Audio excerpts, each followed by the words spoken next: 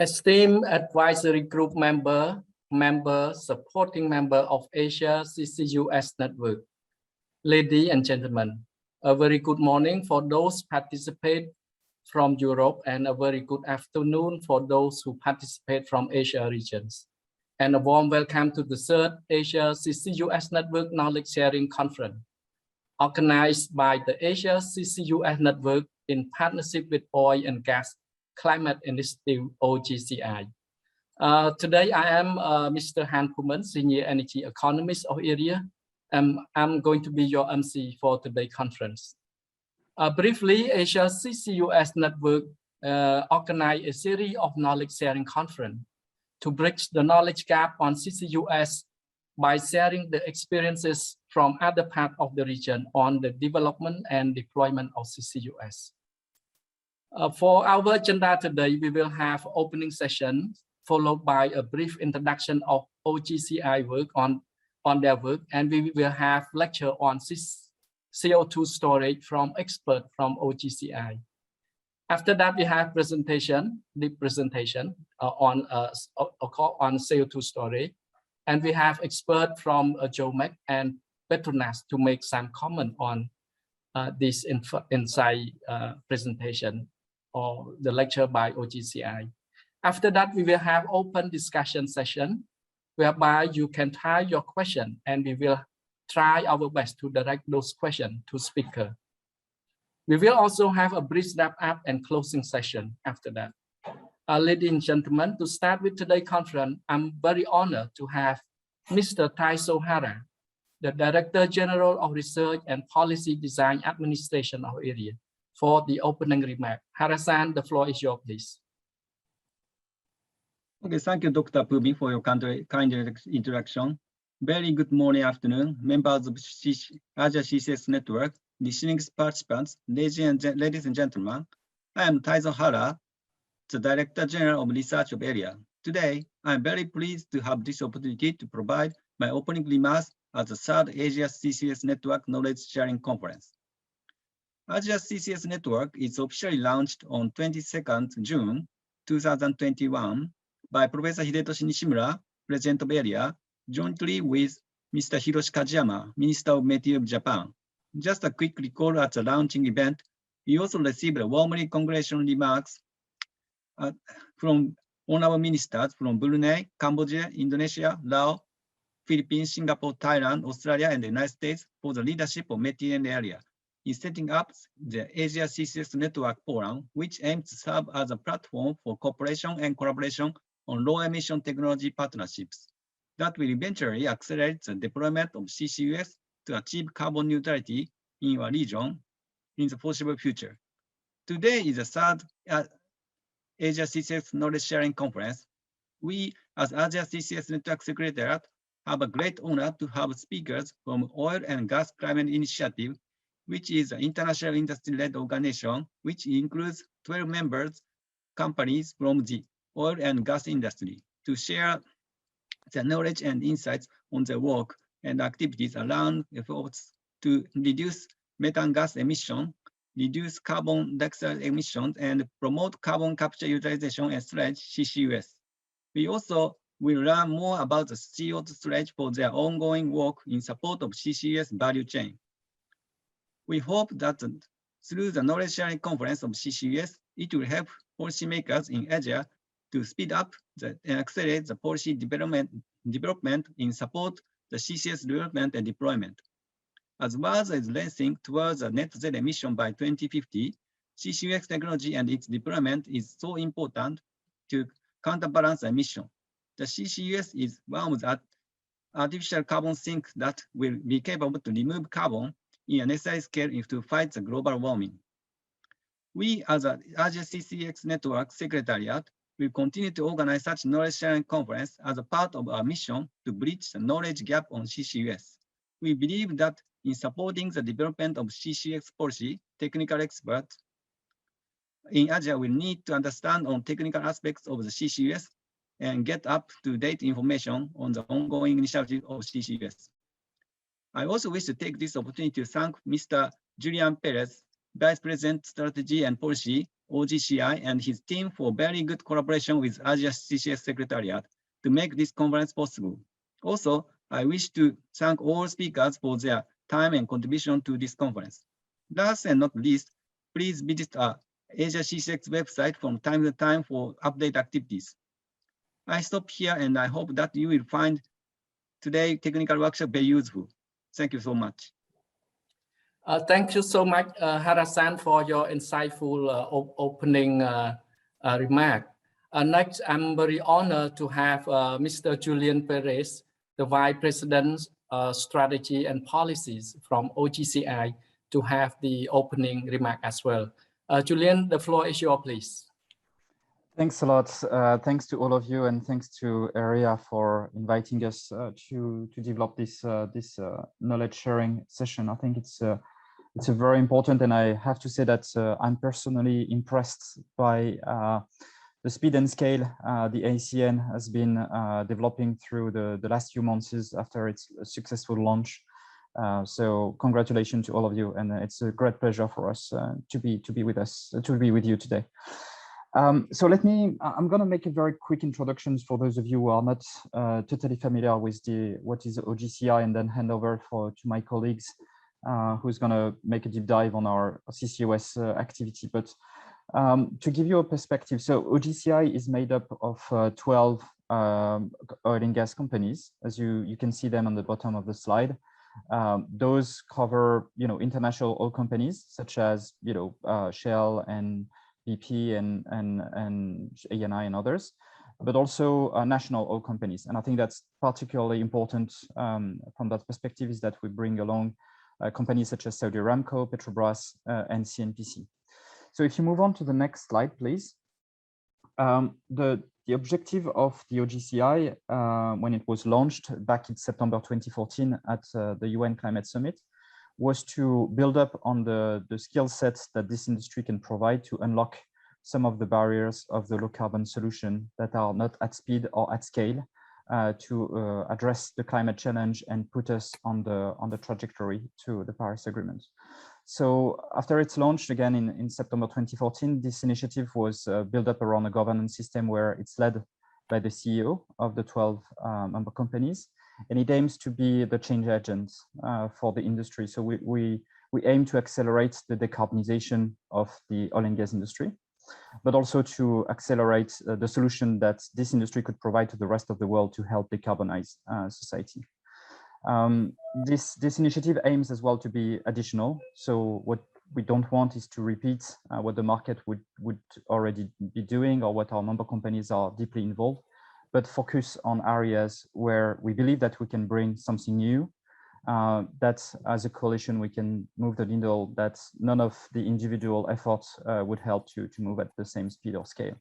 So that's why our main focus area are on the solution that are hard to scale up at the speed and the scale of what is required by the different scenario bringing us to the Paris goals. So that means, for instance, CCUS, which is obviously a solution that is becoming more and more obvious to be a critical component of actions to deliver a well below 2-degree world. And but it's also looking at other areas that I'm not going to expand too much because it's not the purpose of the conversation today, but just for your awareness that we are also working on other areas such as methane, decarbonizing the hard to abate transport segments such as marine or aviation or heavy duty vehicle, as well as looking at natural climate solution, just to give you example. The OGCI is also equipped with an investment fund that was launched in 2017. This investment fund is a 1 billion plus fund, and the objective is to take equity share into a solution that could enable us to tackle the topics that we want to address. So the Climate Investment Fund is very active in the domain of carbon capture, in projects on CCUS, as well on methane and on decarbonizing the transport sector. If you move on to the next slide, recently, a month ago actually, we launched a new strategy for OGCI. So the following slide, if you can move to the next slide, the following slide gives you like the highlights of this strategy. It's organized around 3 main pillars, again, aiming to bring this additionality components that I was describing earlier. I don't know if you all can see the following slide. On my side, it's still on. Oh, great, fantastic, thanks a lot. So the 3 pillars that you can see on the screen here are again organized on this additionality. So the first things to do for us was to align the member companies around this common goal, which is to decarbonize their own operation. So that means getting to net zero on scope 1 and 2 in a timeline that is compatible with the Paris Agreement. So that's on the operation, but also try to leverage their influence to do the same on the non-operated. So, you know, in joint venture, for instance, where they have a business interest but no operational control. The size of the prize is huge, because just among the 12 member companies of OGCI, we estimate that this could end up to be a 1 gigaton challenge per year. So 1 gigaton of CO2 emission avoided per year when we're going to reach that goal. It's also underpinned with short-term target, because, you know, having a long-term goal is a good way for us to have the direction of travel, if I may, but we have also to make sure that we are on the right pathway. So that's why we also set up a number of short-term targets, and those are designed to be within a time frame of 2025 so far, and focusing on the key component of the carbon footprint of our member companies. The second aspect of this strategy is also to untap the potential of reduction of scope 1 and 2 emission for the rest of the industry. So when you look at it, this is a 4 gigaton potential. So 3 in addition to the one that I was mentioning earlier. Here, what we're gonna do is to have a series of actions, and we are in the implementation phase of this strategy, to assess how we can address the scope 1 and 2 emission of the other players within the industry, leveraging particularly on the business relationship that our member companies could have, as well as helping in launching a series of actions in the countries that have difficulties to address the emission associated with the oil and gas industry. So to give you an example, for instance, we've just launched a satellite data acquisition on methane for some countries where we know that there is a methane challenge, and we're gonna, share this information, of course, with the local operator, as well as offering some means of actions to decarbonize their own footprint. And then the third pillar, which is, of course, the lion's share, I would say, is how we can help to decarbonize the use of our products and the use of the oil and gas product at large. And this is what we call, the 16 gigaton challenge. This is the footprint of the scope 3 associated with the oil and gas industry. And here again, what we want is to focus on solutions that, as OGCI, we can help to move the needle. So our member companies are deeply active in diversifying solutions they deliver to the markets. All of them are quite deeply involved in renewable energy or energy efficiency. Where we're going to focus our efforts within OGCI is to scale up CCUS solution, as well as take a more prominent role in the hydrogen market. So those areas are, again, not yet at the level there should be to reach the Paris Agreement goals. I'm pretty sure Iain or Owen will describe that much better than I do, but just to give you a flavor of it, as you know, today, the overall project that are up and running are storing roughly 40 million tons of CO2 per year, while most of the scenario are calling for the CCUS industry to contribute to a range between 1 or 2 gigaton in the next 10 years. And 10 years is roughly the time that is required to develop a CCUS project. So we have to act now if we want to be at the meeting point in 2030 to reach the Paris Agreement goals.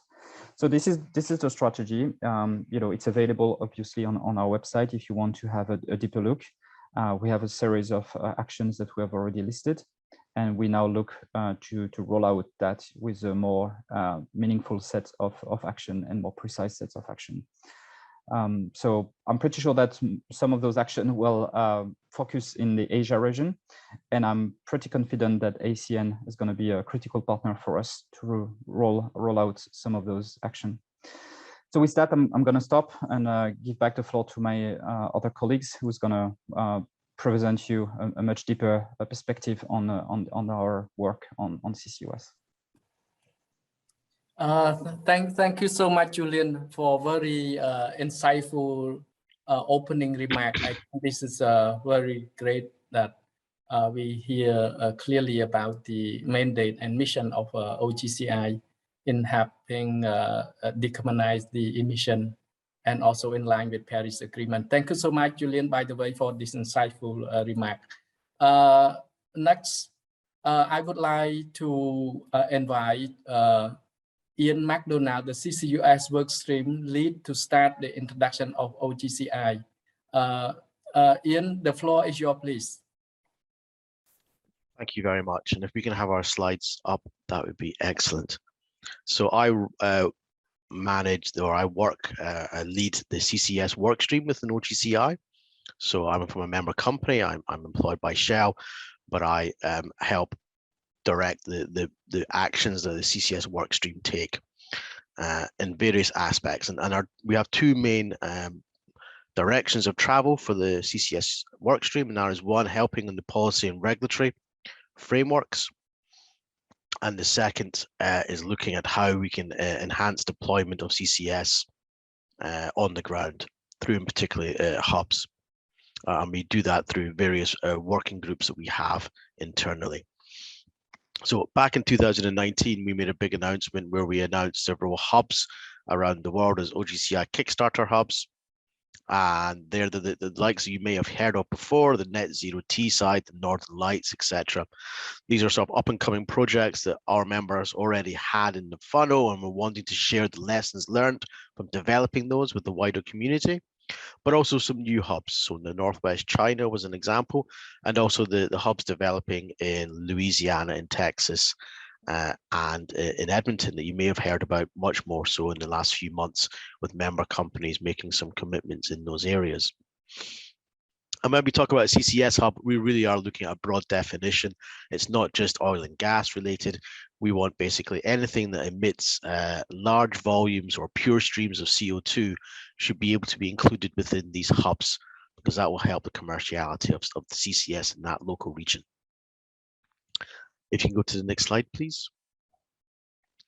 So what we noticed is within these hubs that we were developing was that they're all concentrated in certain countries. Those are sort of outlined in the black. And so we decided that we really wanted to understand, well, why aren't hubs happening in other countries and in other parts of the world? So we decided to pull together a team, and we called it the Kickstarter Global CCUS Hub Search. And we wanted to look around the world in key countries to see, is there any potential for hubs in these countries? There has previously been work done in this area, but only in select very few countries. I'm really not linking the storage and the emitters very well together. So we decided that that's where we wanted to focus. We wanted to look at all the emitters in countries and then understand the storage and see where we could actually have a hub formed, applying technical economic analysis to those hubs. So we looked at the countries in blue as a sort of secondary group of countries. Our first countries we took were the ones in green, and that's basically the EU group of countries and Canada. And primarily the reason to focus on them first was the data availability. Lots of publicly available data, so we could understand and work our models to refine our models, so we could then apply those models to the slightly less publicly available data available in other countries around the world. But all those in blue and green we analyzed. Those in black we didn't. As I said, either those are countries we already have hubs developing in, or we already have quite an in-depth study that was ongoing in Saudi and, for example, in China. We just released a report on China in the last few weeks. Again, all that's on our website. So we wanted to understand what were the main barriers to CCS developments in these countries. And if you go to the next slide, you'll see so the major outcome of that was the graph on the left, or the map on the left. All those little individual dots shows you where individual hubs were that we identified could be created. and there were over 200 hubs from almost 52 countries, so a massive amount of hubs, and that accounted for just over 6 gigaton of CO2 emissions. Now, we're not saying that 6 gigaton of CO2 emissions will be captured by CCS. There'll be other levers deployed to decarbonize those emitters. However, that's the sort of the total framing that we potential in those countries. So within Asia itself, we identified, looked at 10 countries with 60 odd hubs, and again, with about 3 gigatons of annual emissions from Asia. And you can see that in the map on the right. Each of these individual circles is an individual emitter. The different colors represent different types of emitters, whether it's fossil fuel power, is it cement, is it steel, etc., etc. And also on the map, you'll see some coloration, some orange coloration, and then some light blue coloration. These are small hexagons. These are actually the storage areas that we identified around the world. And therefore, we link the hubs in with these storage areas so we can understand the transport costs from the hub to the store. And we have economics looking at all these different hubs. Some scored quite well, with less than 50 tons per ton. Those hubs were particularly concentrating on a few high purity streams to kick off that hub. For example, natural gas processing, and others were below $100 per ton, or there was others that were more expensive, predominantly concentrated in Europe, that were quite expensive, over $100 per ton. We also applied a sort of qualitative lens. So we have this techno-economic lens, but also the qualitative lens of looking at the political situation and regulatory and environmental situation there.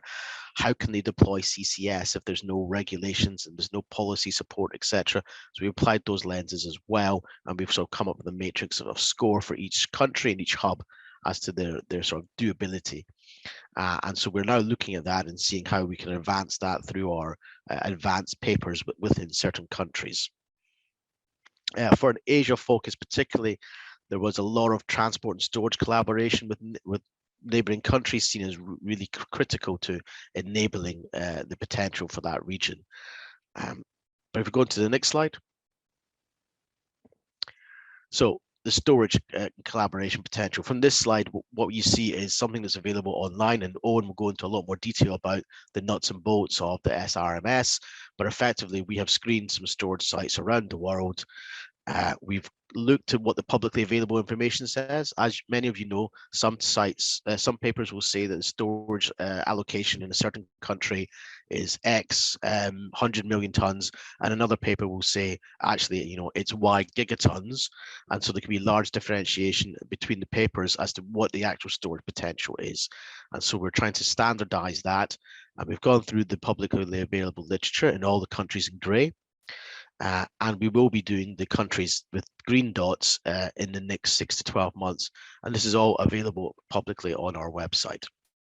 So we don't do new storage studies here. We just review the current literature that's available. And that's a quick summary of the work that the OGCI Workstream are doing to help commercialize CCS. I believe that's the end of this presentation, and Owen will take you in for a bit more of a deeper dive about CO2 storage. If you go to the next slide. Yeah. So I'll be handing over to Dr. Owen Tucker to take us on our tour of CO2 storage. Thank you very much. Okay, thank you so much, Iain, for a very insightful overview on the potential hub around the world, as well as costs associated with those CO2 storage, particularly in Asia. I think, as you highlight, we're going to deep dive into CO2 storage next. So that's why we very honored to have Dr. Owen Tucker. He's the expert on that area to provide a lecture on the CO2 storage. Dr. Owen, the floor is yours, please. Right, well, thank you very much. And hopefully you can all see my screen now. Say yes? Yes, Brilliant. we see your screen. Okay. Well, I would like to share with you some of the experience of our member companies and that we've generated over time. So this is an OGCI talk. Actually, like Iain, I am employed in my day job by Shell, but I also moonlight as a professor at Heriot-Watt University. And what we're going to do is bring you through a talk in sort of 3 different parts. We're going to share some of the experience that we've learned as we've gone through about the difference between CO2 storage and hydrocarbon extraction. Then we're going to, as Iain alluded to, delve into the storage resource classification and how do you say reconcile that 100 million tons and that 1 gigaton. In fact, they are reconcilable. They're just different, answering different questions. Then we're going to look at exploring for storage, just a few of the highlights and again, some of the experience, and then we'll finish off with the Quest and Chevron and CNRL experience on blue hydrogen in Alberta in Canada, next to one of the hubs. So let me start by recapping between some of the differences between storage and extraction. Now, for some of you, this will be new. Most of you, you'll be going, of course, that makes sense. Why are you even telling me this? But please bear with me, because sometimes what we'll find is there are aspects and ways of thinking about it that are really useful that we found. And I'm going to start off with quite a strange question. What's geological storage? But you see, with the what, you can look at it on different things. What's its aim? Its aim is this permanent isolation of CO2 from the atmosphere, or the linked ocean atmosphere system. So that's very different from the aim of removing petroleum and marketing it and then unlocking the energy for society. Then the next aspect of it is the climate mechanisms pay. So government and government-backed instruments. So that means that I'm wanting to permanently isolate it, and I'm now needing to demonstrate that I'm permanently isolating it, because a government is never going to, waste money. It's always got to demonstrate that it is spending society's money in a responsible manner. And then the next part is customers, and this is critical. Income is normally derived from the sale of clean products or the absence of emissions penalties. So it's not what's gone underground, it's actually what's not gone into the atmosphere. So we've moved back to that first point. And these 3 parts really influence the way we think about CCS. So let's just have a look at this. Now, the left-hand picture was downloaded from the UK Oil and Gas Authority's website. It is the production profile from the Beryl field, just a normal oil field in the central North Sea. And what you see is a sort of plateau, infill wells going in, rates changing all the time, then it falling off plateau, then water flooding starting, some of the plateau coming back. But what you see is a system that's controlled by geology. And this highly compressible bubble of oil and gas is what it's all about. And it's that interaction with the geology, and that dictates how fast we can produce. Now on the right is a CO2 industrial cluster. What you see here on the right is you're starting off in year 1 with a baseload customer. Let's say that might be 2 or 3 million tons a year. And that customer could be fertilizer plant, for example, is going to be emitting that and it wants to guarantee that capture. Then you're seeing the next customer coming in, could be steel. The next, and then at the top, you're maybe seeing some power coming in with up and down variations, complementing either seasonal variations, complementing renewables and other intermittents. And so you're seeing lots of different profiles, but what you're seeing is these profiles are flat. They're not controlled by geology, they're controlled by the customers. So let's look at the resource. So in a hydrocarbon world, our resource is an accumulation of petroleum naturally occurring within the Earth's crust. Here's an example of a field we're going to look at a few times called the Goldeneye. It's a depleted gas field in the central North Sea. And on the right-hand side, the resource is the ability to accommodate CO2 in the subsurface. So it's not about, as you'll see in the newspapers, underground caves, and I think that's where the oil comes out of as well.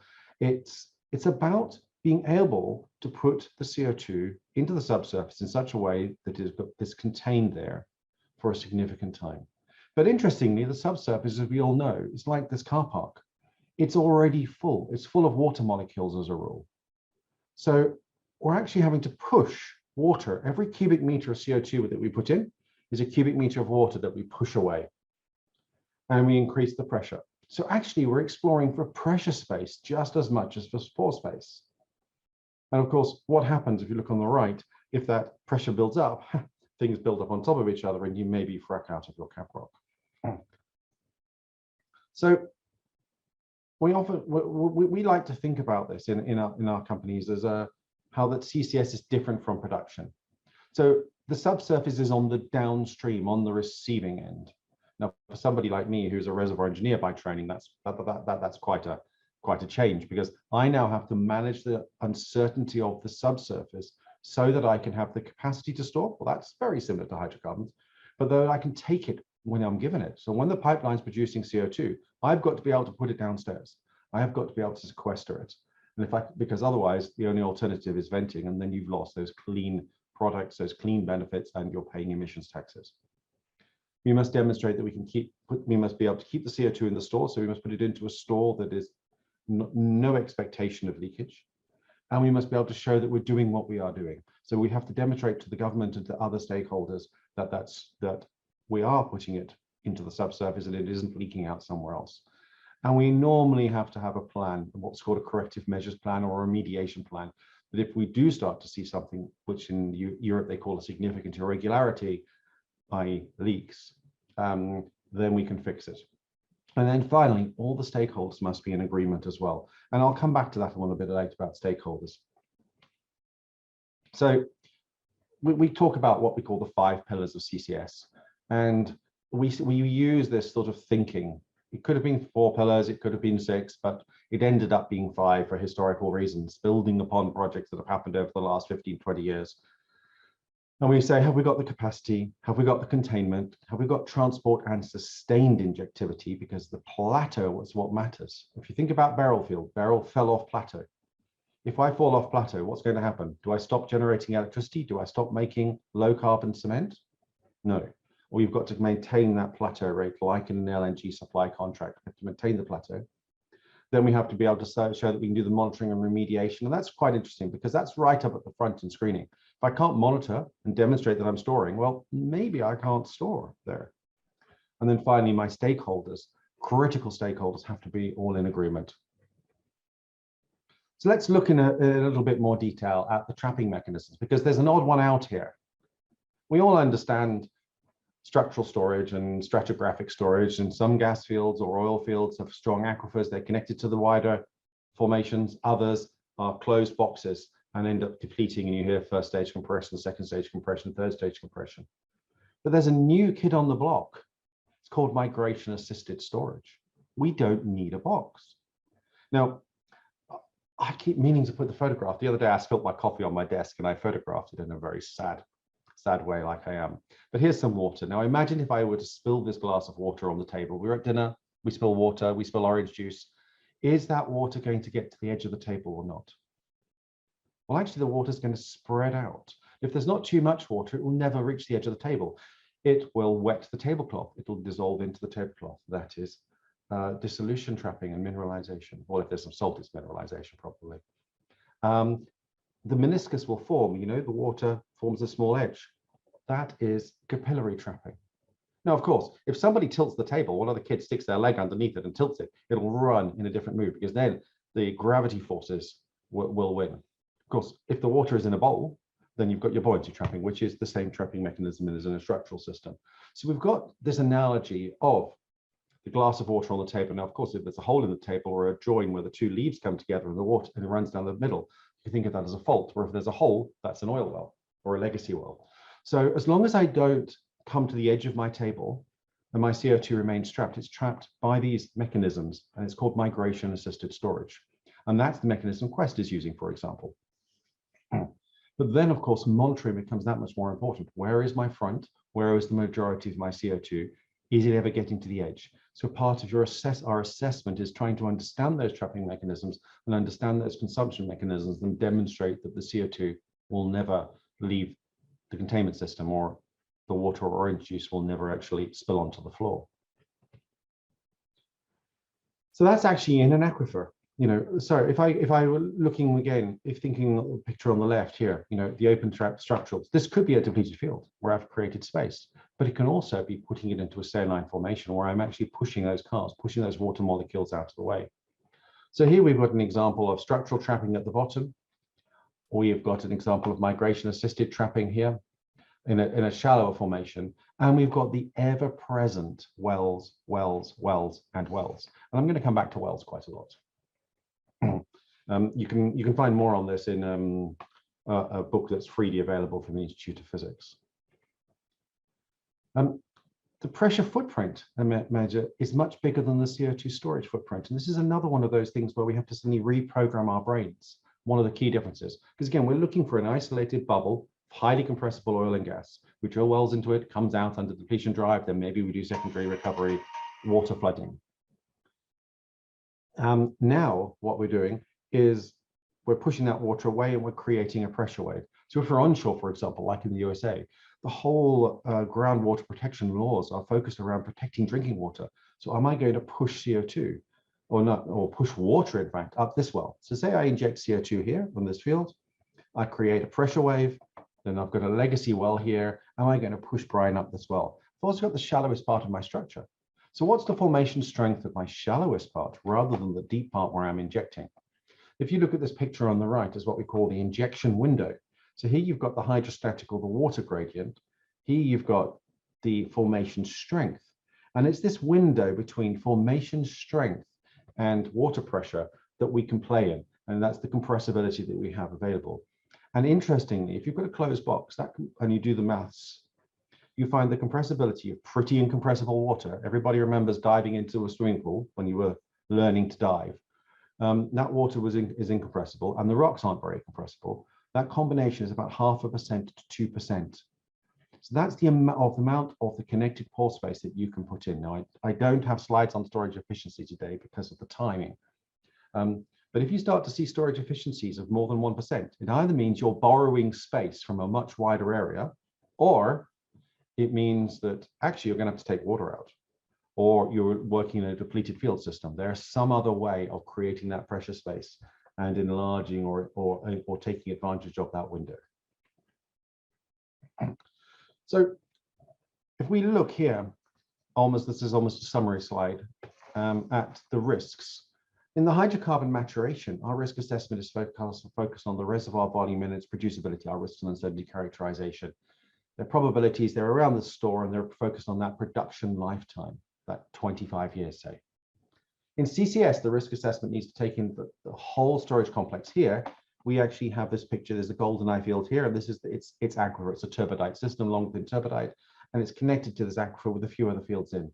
It's the whole behavior of that whole system that matters. It's the impact of putting CO2 into the field on the other fields, and it's the impact of the other fields and the aquifer on the CO2 store that matters in the lateral connected manner.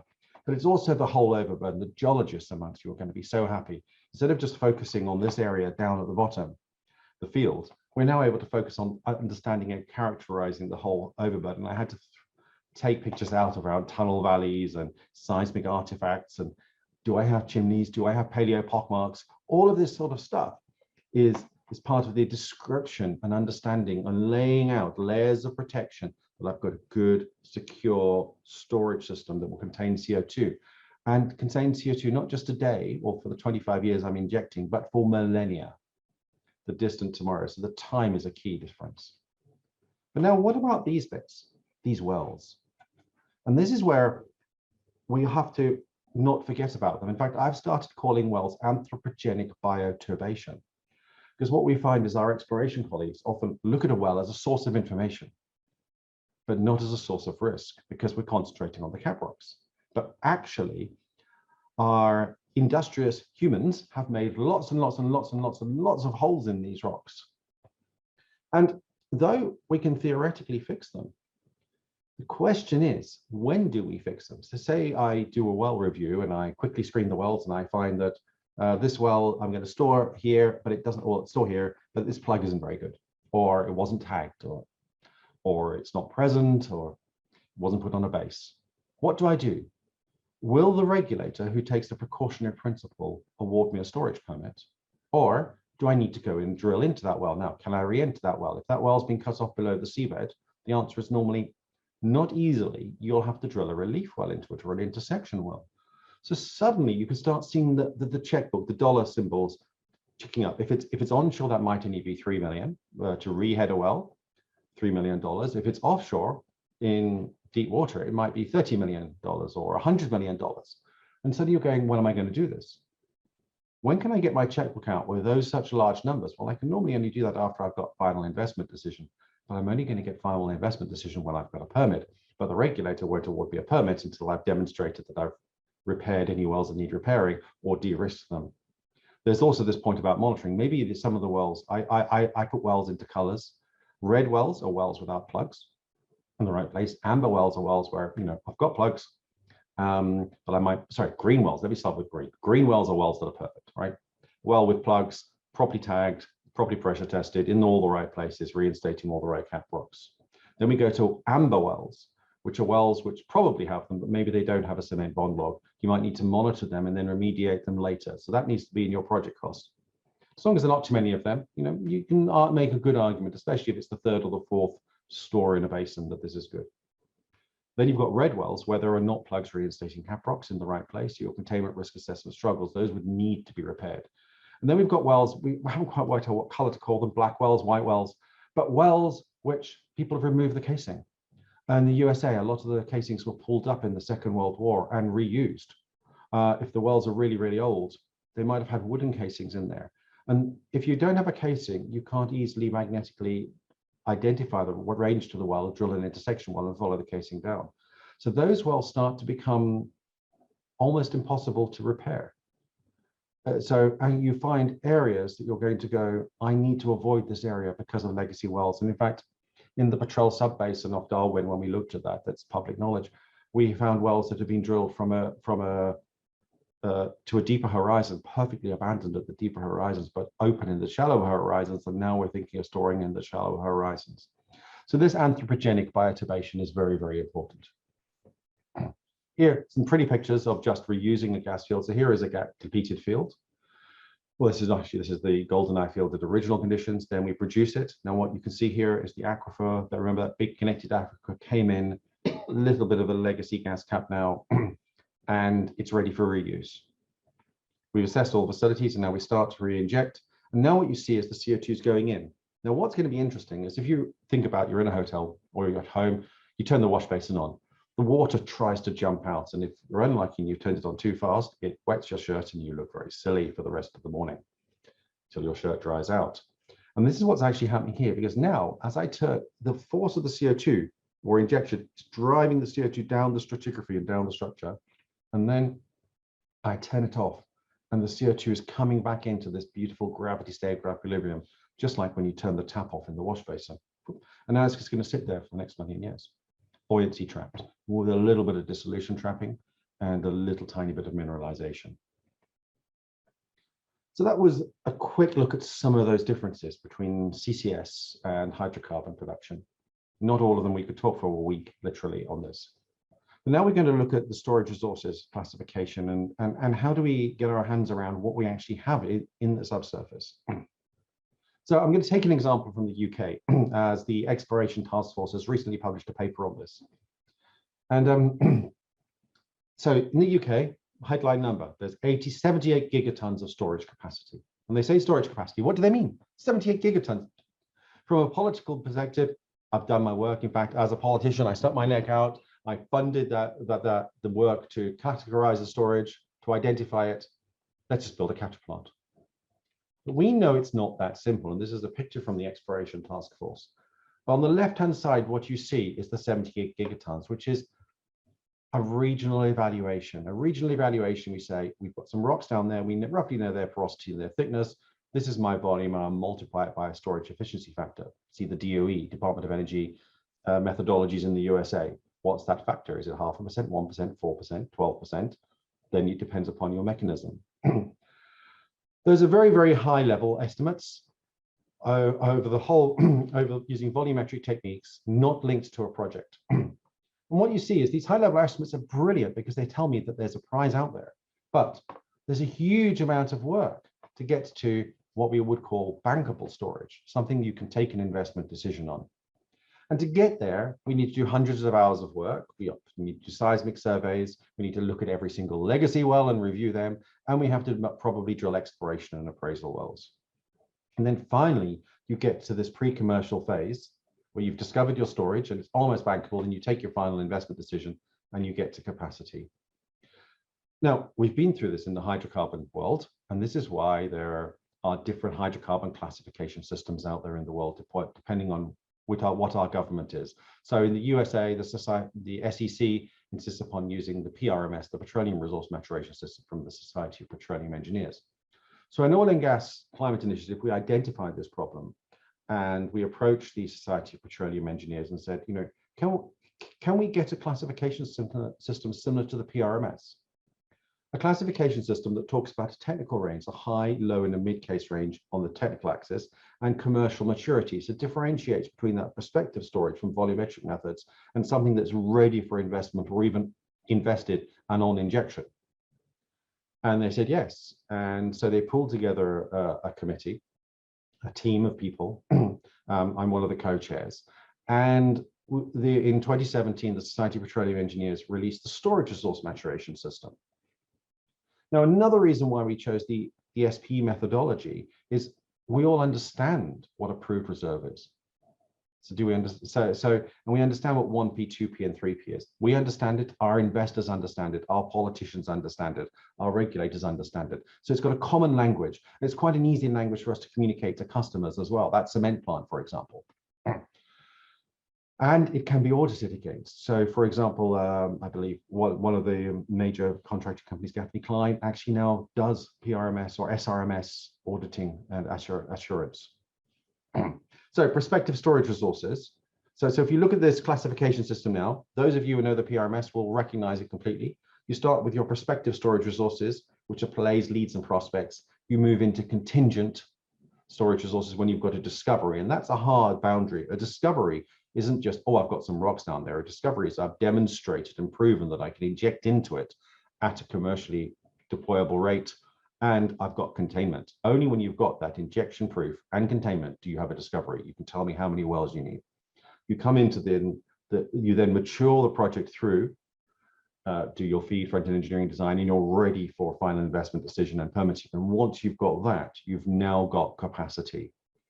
So you might find that you've got 100 million tons of contingent resources around here. You've got 10 gigatons of prospective resources, and maybe you've got 100 megatons at the moment of capacity. And suddenly all of those different papers all matter. And some of those papers would have been talking about the mid-case estimate, some would have been talking about the high case, the P10, and some would have been talking about the low case, the P90. And in OGCI, we've worked on this for a number of years. There's some flow charts, there's material on the website, and of course, what Iain just mentioned. What we've done is now taken the storage atlases, like that one from the UK, and run it through this process to start identifying what's contingent, what's prospective, and what's capacity, and try and put some ranges on. They don't all work, but now you've got an ability to compare apples and apples and oranges and understand the differences.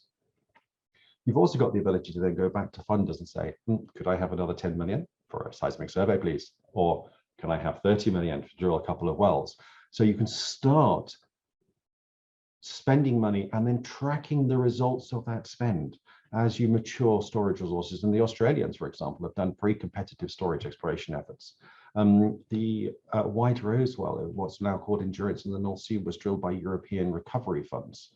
So they've got some good examples around the world of this pre-competitive exploration and maturation, underpinning what are hopefully going to be major CCS projects again.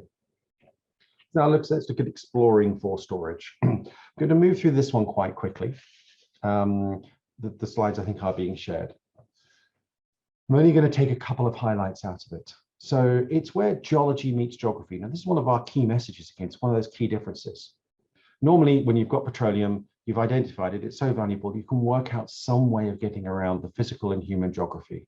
But what we find in CCS is because you are maybe doing migration assisted storage and moving across large areas, or because you are needing to deal with stuff that's already there, suddenly this geography matters. And a real example, in one area of the world, we were busy taking aerial photographs of where legacy well sites were, and then we found a legacy well sitting between somebody's garage or shed and their swimming pool. Okay. Are they going to let us bring a drilling rig in there? Maybe not. Suddenly it becomes very difficult to say if I want to repair that well or reinstate it. Similarly, if it was next to a school or in a school playing field, I think you'll find that the human geography precludes development, at least at this stage of the industry in that area. So these things really, really matter.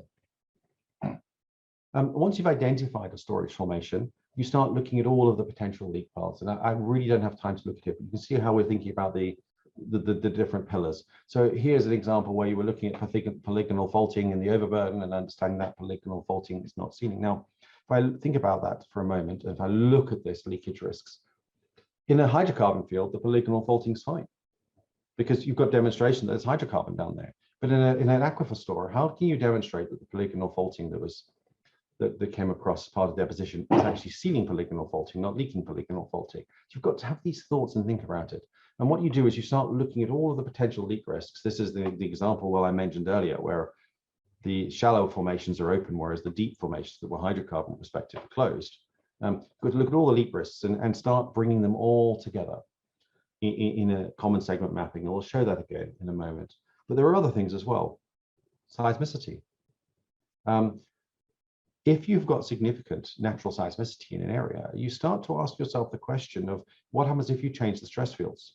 And there's an example of something called the Castor project offshore Barcelona, where an underground gas storage was shut down because when they started to refill it, they triggered some natural seismicity.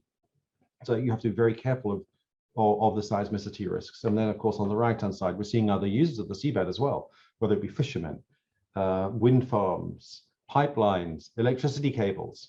All of these different uses, gravel extraction, are competing for the seabed. And if you've got to shoot seismic surveys across it for monitoring, suddenly you also need access to the seabed. We also need to know where our plume's going. So this is migration-assisted storage in Northern Lights. There's going to be injecting somewhere around this well. This is the exploration well, the discovery well, or confirmation well, as they called it.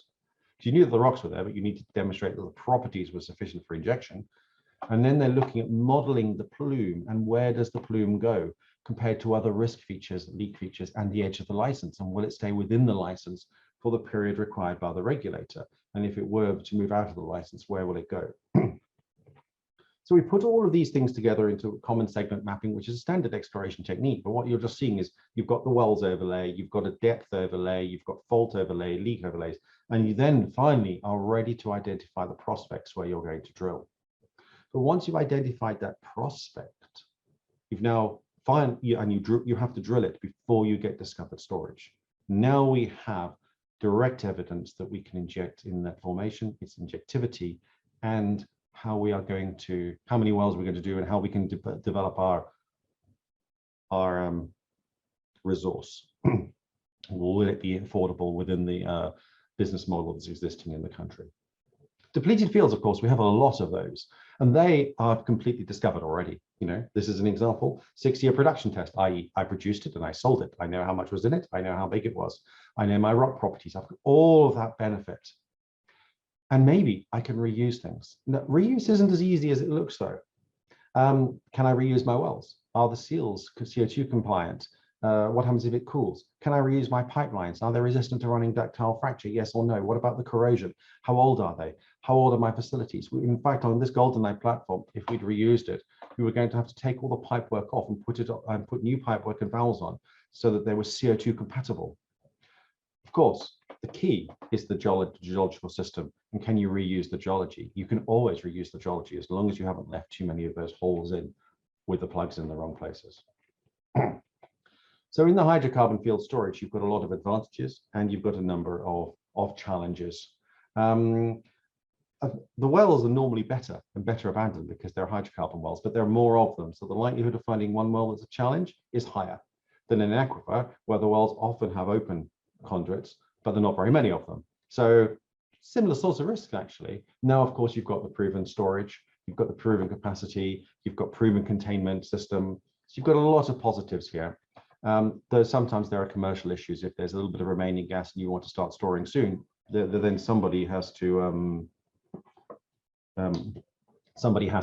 pay compensation. So I'm going to finally finish with an amazing success story, one that's not often talked about as much as we'd like, because it's so successful that it's boring, you know. So this is Quest. So what is Quest? Quest is next to this Edmonton hub that Iain mentioned earlier. It's a refinery. It's in Scotford. It's got an upgrader here where we take bitumen and turn it into crude oil.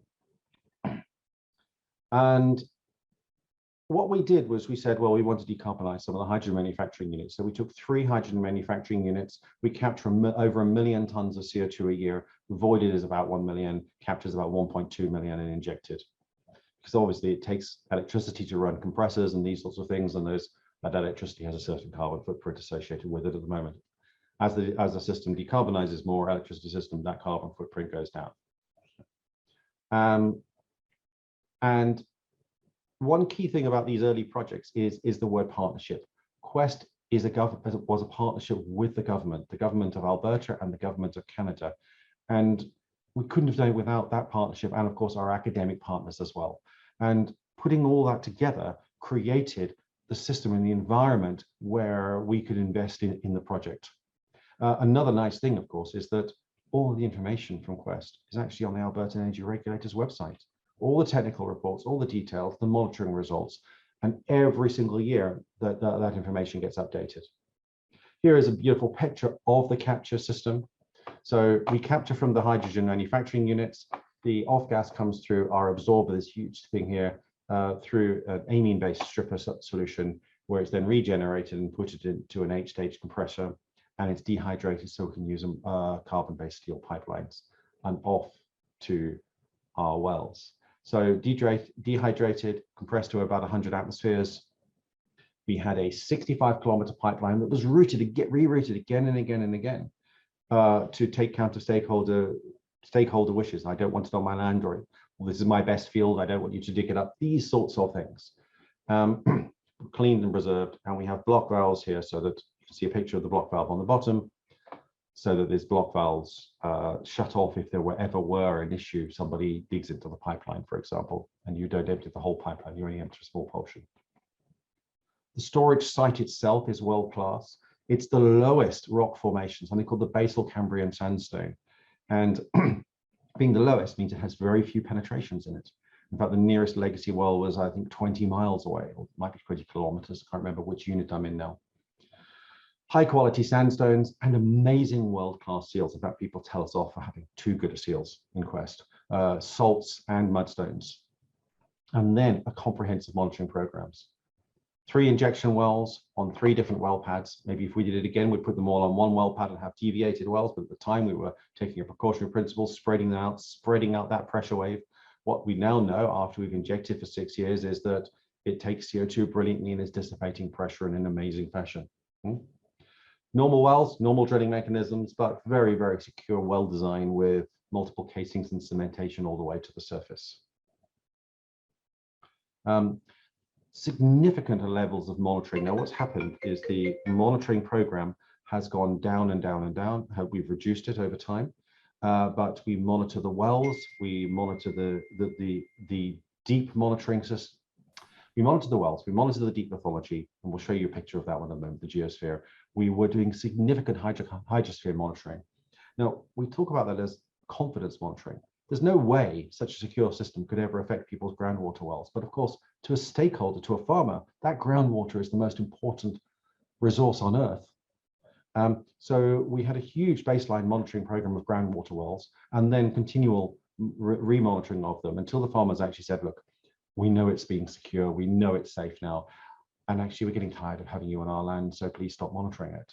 And what we found there is this has been quite a story of a lot of our monitoring. As we've demonstrated that certain aspects and elements are completely secure, we have no longer needed to do any more monitoring in that area. But this is an example of successful monitoring for conformance and containment. This is time-lapse seismic using vertical seismic profiles and distributed acoustic sensing down the wells. And what you're seeing here is the CO2 is where we expected it to be. It's moving the way we expected it. And this has been a positive demonstration to our regulatory stakeholders that we are doing what we are saying we're doing. Final slides before questions. So if we look here, I'm just checking up, that what you see on the right-hand side is an injection profile. So it's not quite as smooth as I told you, but this is also important because this is linked to an industrial process, 3 hydrogen manufacturing units. When, for example, there were forest fires, the system closed down. I'm afraid we're going to get a doorbell ringing in a moment, everybody. The system closed down, and suddenly we had to set in all the wells because there was no hydrogen being manufactured.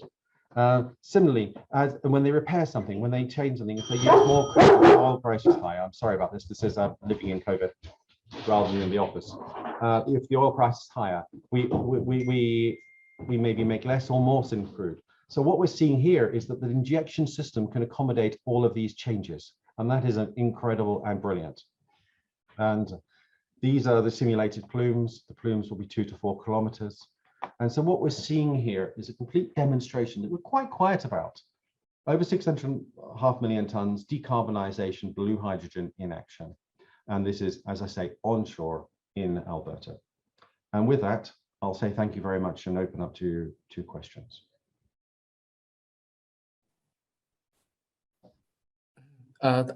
Thank you so much, Dr. Owen, for your informative presentation and very rich information on this technical CO2 storage.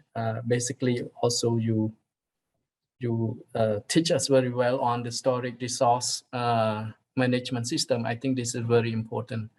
I think we also, in proceeding, well, we are very honored to have 2 commentators.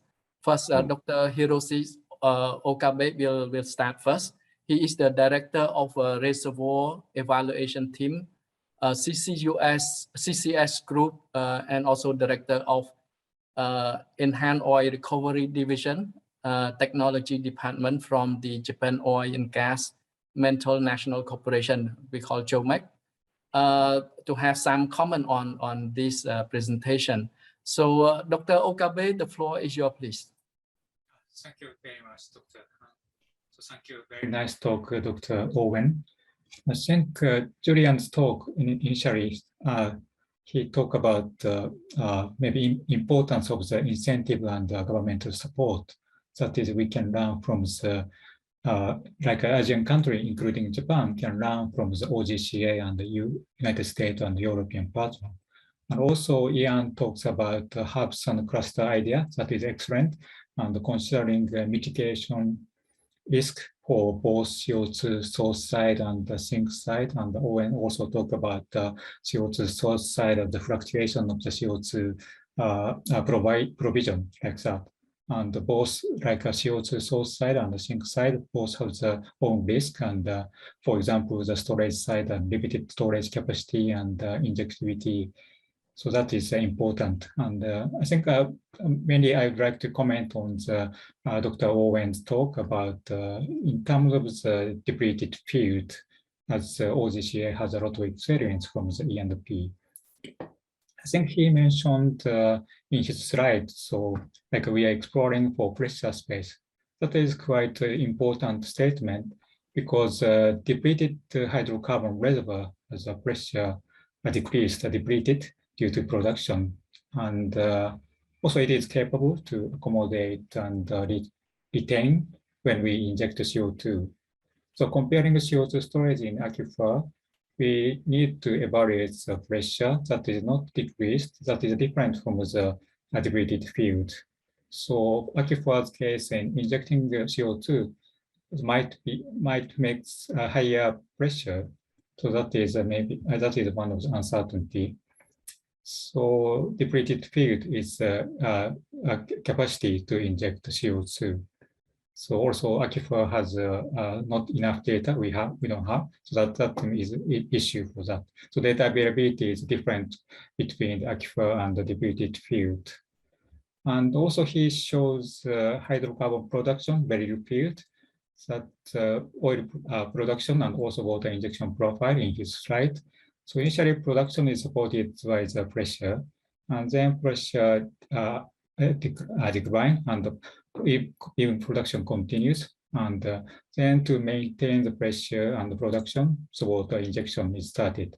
So maintaining pressure is an important step. So therefore, depleted oil and gas reservoir are good candidate in terms of the pressure space, as he mentioned. Also, he showed the 3D, so fantastic 3D image of the depleted gas field, as it would be one of the candidates for storage in terms of the capacity amongst hydrocarbon reservoir, because oil and gas, and he mentioned the gas field. So comparing gas reservoir and oil reservoir, so available pressure space is different because considering the recovery factor, oil is low and gas is generally high. So space is more available for the gas field. Also, however, for considering depleted field, we have to be careful for the well integrity for legacy well, as he mentioned, it might be leak path.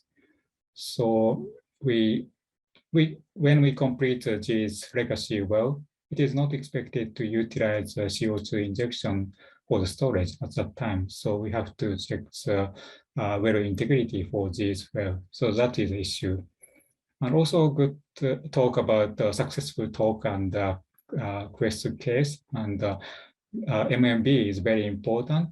So their project is started conservative approach, but later on increasing knowledge and their adaptive method for considering the cost-effective manner for the project. That is quite interesting, and we can learn from there. So I think we are learning a lot from the presentation, and that is very good knowledge sharing session. So that's all from my comments. Thank you very much. Thank you so much, Dr. Okabe, for your very nice comment.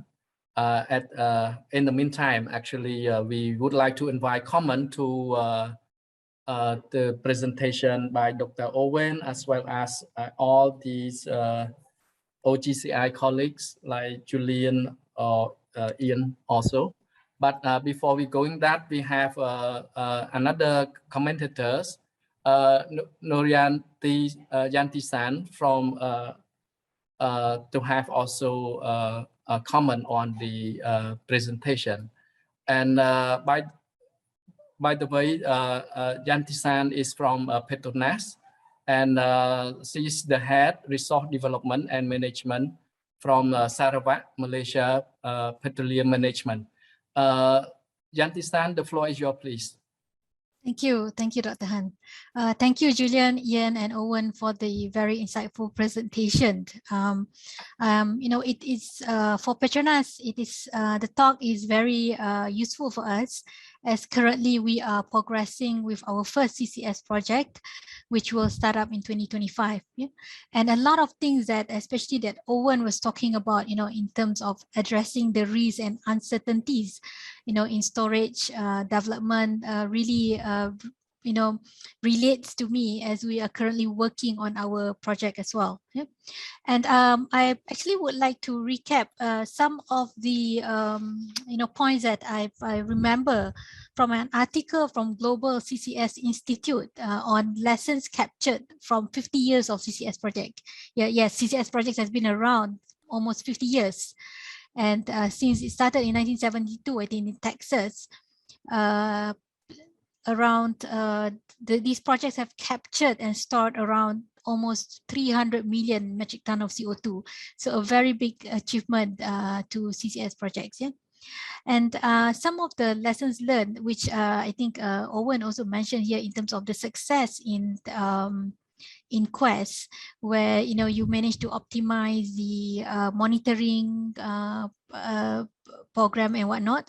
And I read that the operating cost is actually lower, about 30% from Quest. So that's really good news for all of us who are, you know, trying to deploy and accelerate CCS projects in our organizations.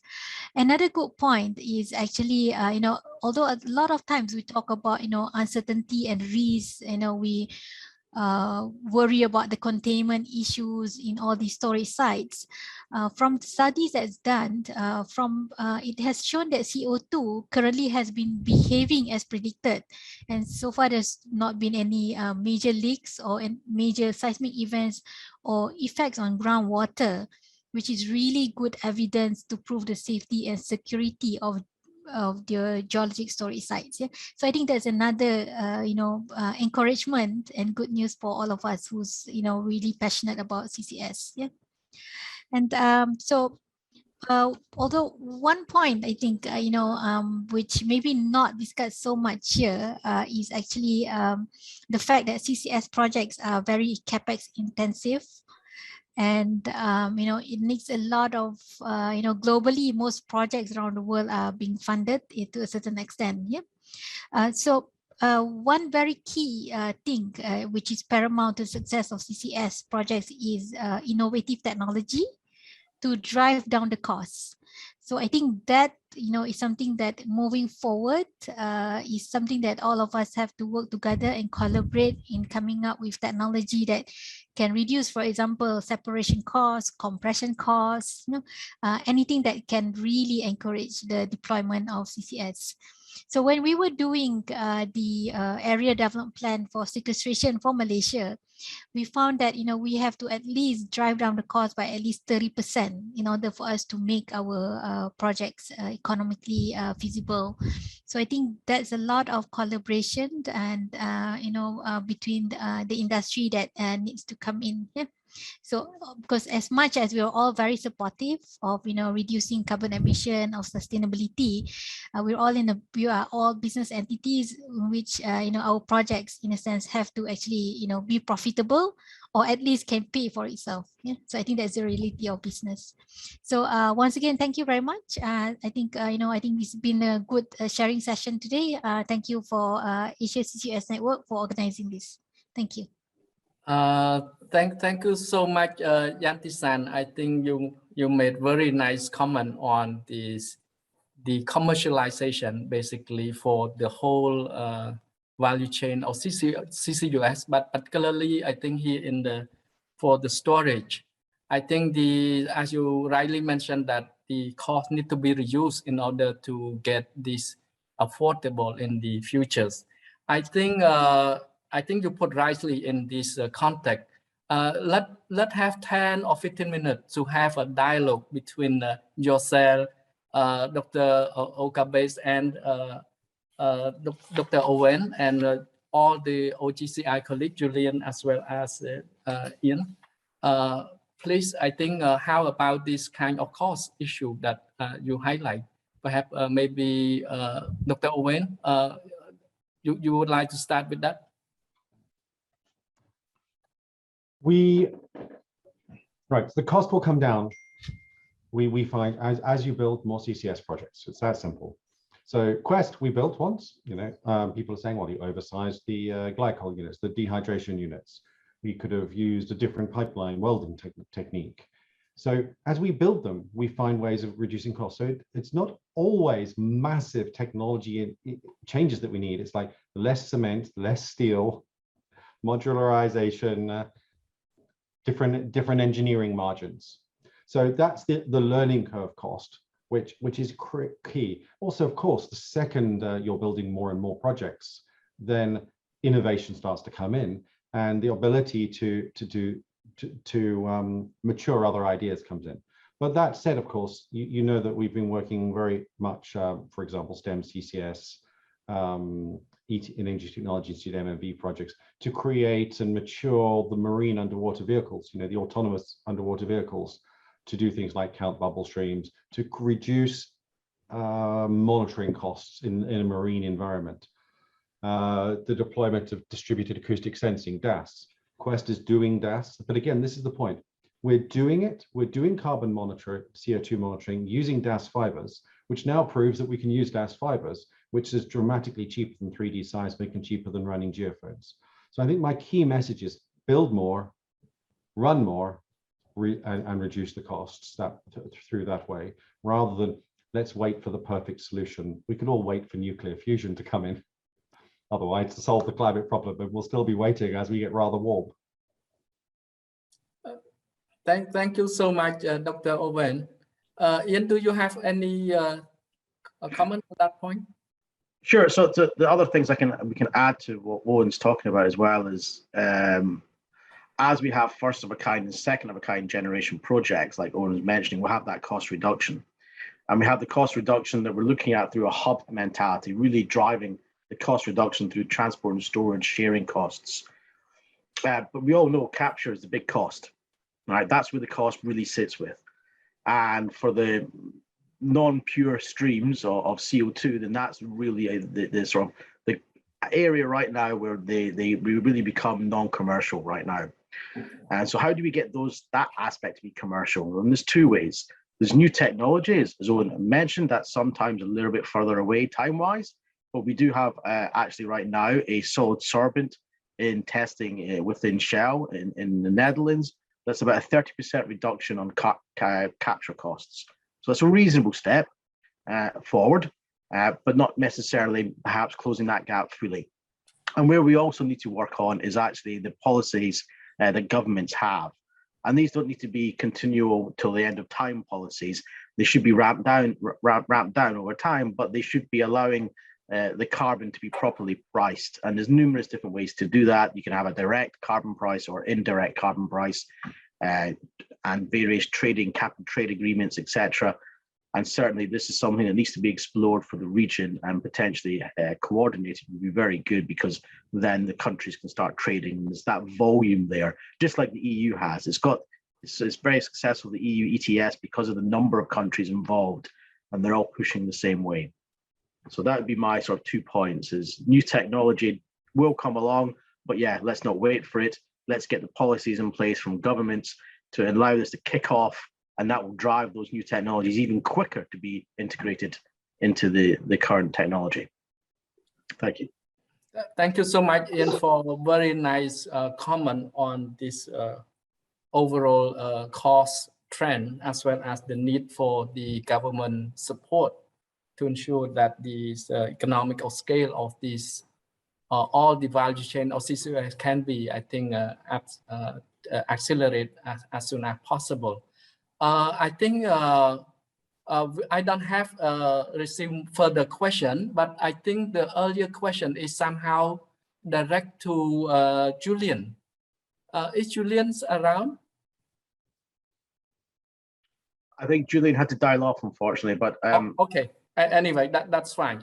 I think that relate to how these policies of the OGCI would relate to the APAC region in terms of how we're going to accelerate the CCUS in this region. Anyway, I think we can come back later. But overallly, I think before we closing, go to the last session, but let's say, because you are in the industry perspective, what more specific that you want to see the government and stakeholder to come in to ensure that this can be done in a faster manner? Though we said we need government support, but what type of support? Because as Dr. Owen has highlighted, that Canada have already done this kind of support for injecting the CO2, and also the Northern Light in Europe. And what particular support that they are doing, that if you can share this, will be very great. Well, I can start by, if I maybe talk about removing barriers, and then Iain can talk about incentives. So what we see is ways that storage legislation is brought about can dramatically change the cost. And this is on the whole chain. So for example, if you mandate that you must have 95% availability of your power station, say a clean power plant, well then guess what? The engineers will design 2 compressors, 3 compressors, I'll put sparing in. They will give you that reliability.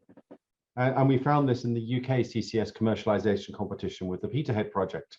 The government rules were driving cost upwards. Similarly about counterparty risk.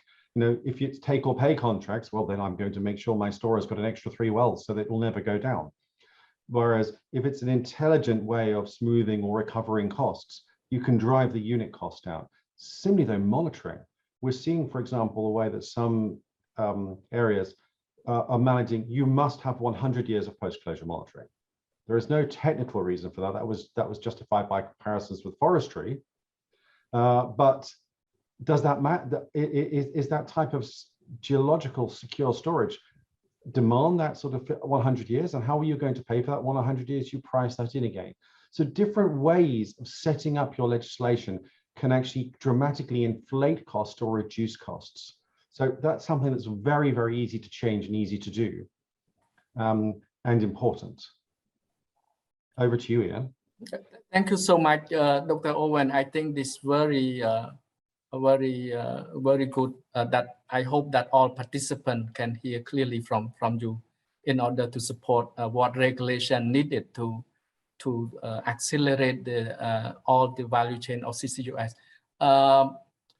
I think we are coming to the end, but let me invite Dr. Okabe from the JOMEC.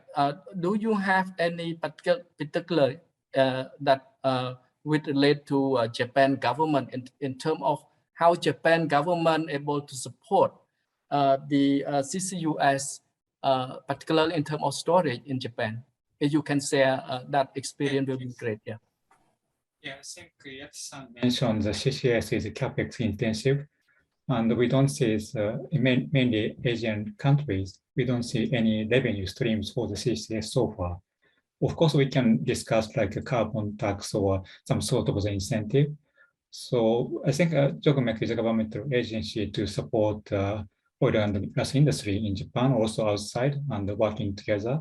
Maybe field pilot test is conducting together. That's sort of the technical, also financial support. That's maybe because well drilling is a cost, also a higher cost, and so that also CO2 capturing is also quite expensive. So that kind of maybe. I think doing running is very important. So that we starting like collaboration with a domestic and also international company, and so we can inject CO2 to domestic field in the future. And we are now currently at the feasibility study stage. And that kind of the initiative study is allow us to deploy the CCUS technology within Asian country, including Japan. So that's we have started. Thank you, Dr. Han. Thank you so much, Dr. Okabe, for your insightful practice from Japan side. Let's hear from ASEAN, particularly Yanti-san.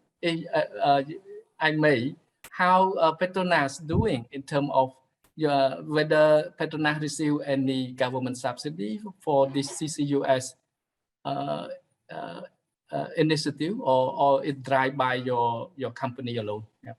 Well, for Petronas, our first project, Kasawari, is very interesting. I think it's the only project globally that does not get a single cent of incentive from government or anywhere. The project is totally funded through our production sharing contracts. But we are very hopeful because recently the Malaysian government has announced the net zero carbon emission 2050 aspiration for Malaysia, with some indication of incentives, carbon tax, carbon policies to drive down the carbon emission in Malaysia.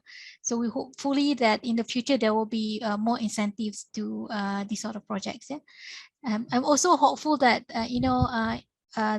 we in Asia Pacific can leverage on the learnings from Europe and North America that has done a lot of CCS projects and has been successful, and also maybe perhaps some failures as well, that we can actually learn and leverage from those learnings so that we can accelerate CCS deployment faster in Asia Pacific. Thank you so much, Yanti-san, for the practical case from ASEAN countries. Also, we have a lot to learn from, I think, advanced countries like in Europe and Japan in this region. But to have the last word, I would like to have Iain to have, I think, maybe a few words how Europe are moving fast on this policy incentive for the CCUS.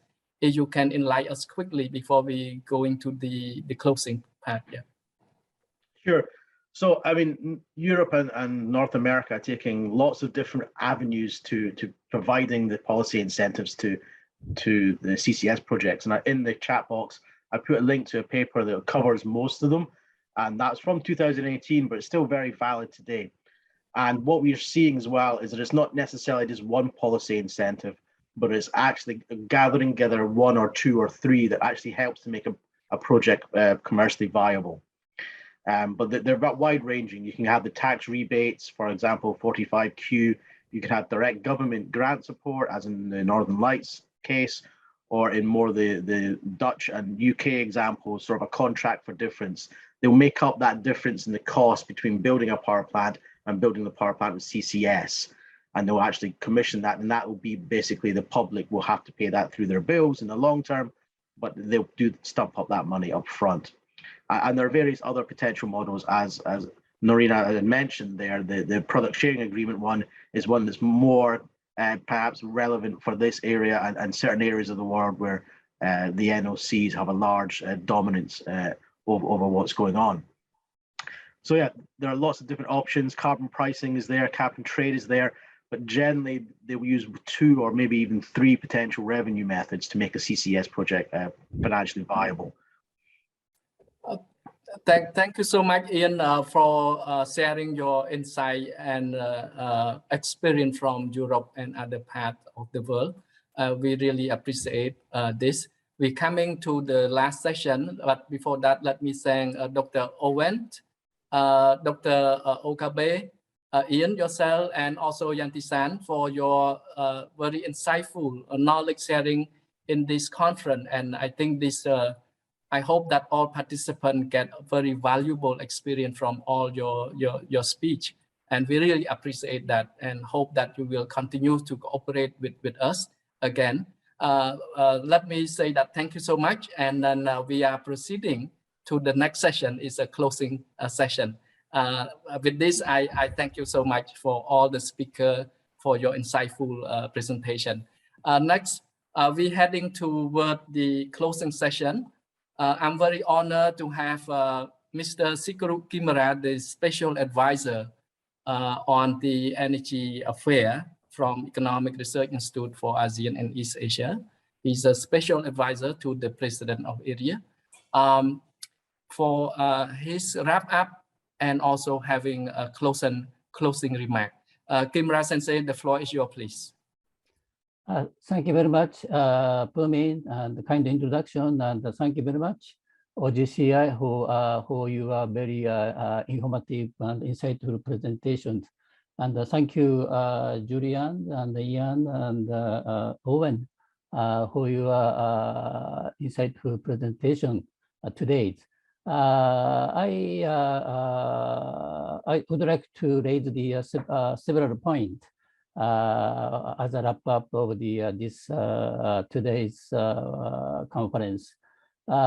Before, I don't know what is the OGCI, but now today I clearly understand what is OGCI according to the Julian's presentations. Also, I'm very impressed by the very informative CCS potential mapping atlas prepared by the presented by the Iain. And also I'm very impressed by the Owen's presentations and what is the issue of the storage of the CO2. And I think this is the first time to invite the OGCI to our conference, but we'd like to keep in touch in the OGCI in terms of the promotion of the CCS and the CCUS in Asia regions. And the second one is CO2 emission and the CCS potentials. As you know, the ERIA is update EAS energy outlook, including the ASEAN 10 countries, and our target year is 2050. So that we have the accumulated CO2 emission next 30 years from 2020 to 2050. So that we have two outlook. Firstly, BAU. In case of BAU, accumulated CO2 emission in ASEAN will be around the 45 gigaton of CO2. And in case of the APS, that number is reduced to the 67 gigaton of CO2. Then looking at the GCCSI report, GCCSI is published the report in 2060 is CCS potential in ASEAN regions. According to the that report, ASEAN CCS potential will be, I don't know the years, but capacity is 85 gigaton of CO2. So that, but anyway, until 2050, BAU and APS CO2 emission, CO2 emitted by will be to be emitted by the ASEAN. All CO2 is storage in underground, according to our studies. But you know the margin is very, very limited, so that ASEAN need to more energy efficiency to reduce the CO2, more renewable energy to reduce the CO2, and also the more low carbon energy transition, such as the shifting from coal to gas, and also the increased biomass consumption, like biomass co-firing with coal power plant. And also in near future, ASEAN will utilize the hydrogen, the ammonia, and also the carbon recycling. But anyway, due to the balance, demand and supply balance of the CO2 storage capacity and the CO2 emission, still okay, but ASEAN need to educate to reduce the CO2 emissions. That is very important. But today's presentation taken by the Iain, there is another big big CCS potential in Japan, China, India, and Australia. So that I think that Asia CCS value chain, including the ASEAN, Japan, India, Australia, China, that wider value chain cover the Asia region is also very important. In this case, transportation is should be done by the ship. Today, Owen touched upon the pipeline, but in Asia region is not only pipeline, but also the ship is very, very, very important. And also, today is we really impressed by the CCS potential mapping in Asia regions, but we Asia CCS Network will update or more precise mapping will be needed for the our network, so that through the collaboration of the OGCI, we ASEAN Asia CCUS Network, we will prepare our original CCS potential mapping in the Asia regions with the support of the OGCI. And also, so far we refer to the GCCSI number CCS potential in ASEAN, but also we need to update or renew the this number, also collaboration with the OGCI and other international organizations. And also ASEAN, ASEAN will initiate the CCUS or CCS project in Asia region around the 2025. That is our vision. So that, in this case, we need the expert support, so that I very much appreciate the OGCI to support, initiate the CCUS project, especially focus on the storage side. Appreciate. And also, Owen finally touch upon the blue hydrogen. And the blue hydrogen is very, very important. And same as the green hydrogen. So far, people say the green hydrogen, but the blue hydrogen also very important. In this case, CCS is very, very important. So that I think today's conference is many insightful point is raised. So that we ERIA at the Secretariat of the Asia CCUS Network continue to we will conduct the studies, and also the we have another knowledge sharings, including the more precise storage side, and also Okabe-san mentioned is capture is also very important. So that we continue to hold the knowledge sharings, both capturing storage and also transportation is also very important.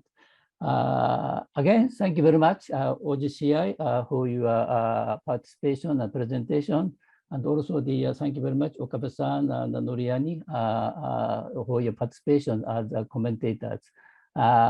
Thank you, and very much all of you for your contribution to the successful conference. Thank you very much, and I back floor to the Pumi. Thank you so much, Kimura Sensei, for your informative and insightful remark and wrap up for the whole discussion. I really appreciate for this. And finally, we as a Secretariat is very grateful for a very good collaboration with OGCI and also from JOMEC and Petronas to make this conference happen timely to support our regions. Also, thank for all speakers who share their valuable insight for this conference. We also wish to thank all participants for your time and support to Asia CCUS Network. Today's conference is very successful, and please follow our Asia CCUS update activity from our website, www.asiaccusnetwork-eria.org. With this, let me announce that the conference is officially closed, and we wish you a very good morning and good afternoon. Thank you very much. Thank you very much, OGCI and Okabe-san and Noriani. Thank you. Thank you, everybody. It's been a pleasure. So much, everyone. Thank you very much. Thank you, everyone. Thank you. Thank It's you. your pleasure. Thank you. Thank you. Hope to see you next time.